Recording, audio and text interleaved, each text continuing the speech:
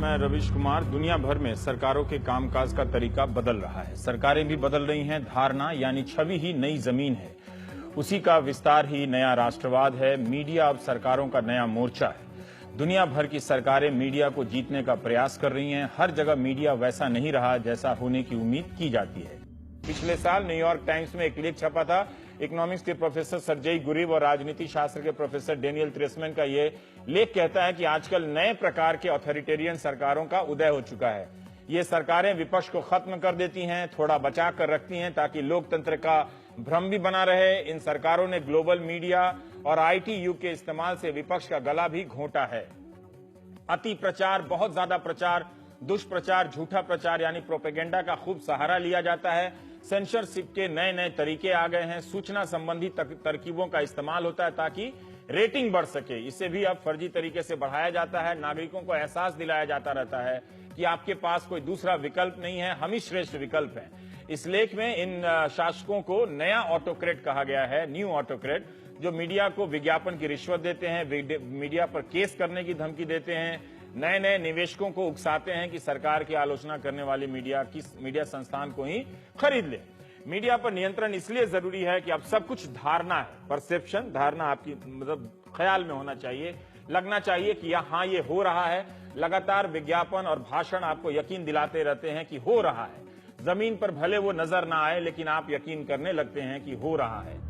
नमस्कार, मैं रवीश कुमार। पत्रकार को चमचा होने की जरूरत नहीं है, उसे संदेहवादी होना चाहिए। मतलब सरकार के हर दावे को संदेह की निगाह से देखे। यह वाक्य अमेरिका के अस्ताचल राष्ट्रपति ओबामा का है। पद छोड़ने से 48 घंटे पहले ओबामा ने व्हाइट हाउस के पत्रकारों से बात करते हुए अंग्रेजी में इस वाक्य को यूं कहा, you are not suppose to be psycho friends, you are suppose to be sceptics.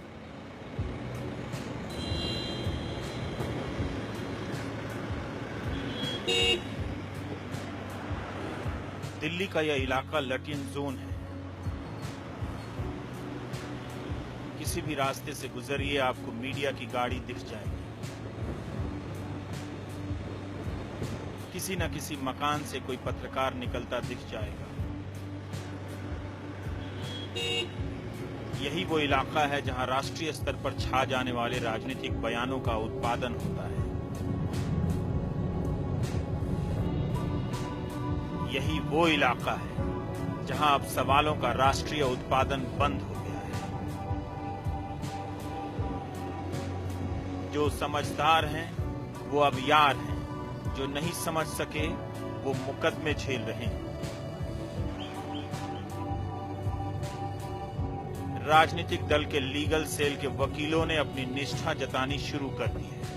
पत्रकारों के खिलाफ जहां तहां केस करने लगे हैं। किसी को पुलिस थाने में बिठा लेती है तो कहीं भीड़ हमला कर देती है।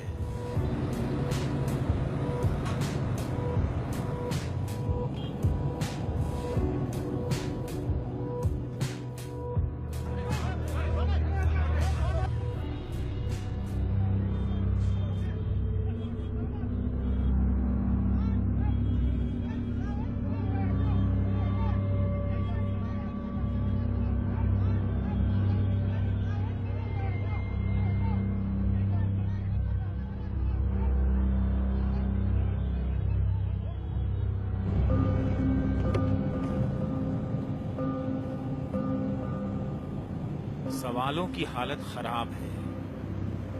उन्हें देखकर लगता है कि जैसे किसी ने उनके चेहरे पर चादर डाल दी और वो चुपचाप लठिन दिल्ली के रास्तों से निकलकर जा रहे हैं। इन रास्तों पर कोई पत्रकार मिले तो पूछिएगा, क्या उन्हें डर लगता है? वो बिना बोले जवाब दे देंगे। दिल्ली के पत्रकारों को अब डर लगता है। अब या तो चमचे बोलते हैं या फिर जिन्हें चमचा होना है वो बोलते हैं। यह इलाका हमारे पेशे के भीतर बैठ गए राष्ट्रीय भय की राजधानी है। कभी आपने डर की राजधानी के बारे में सुना है? रात का रिपोर्टर पढ़िएगा, निर्मल वर्मा की कहानी है। दिल्ली के रास्तों पर खुफिया एजेंसियों का एक भय हमेशा एक रिपोर्टर का पीछा कर रहा होता है। टेलीफोन की हर घंटी दहशत पैदा करती है कि कहीं रिकॉर्डिंग तो नहीं हो रही है।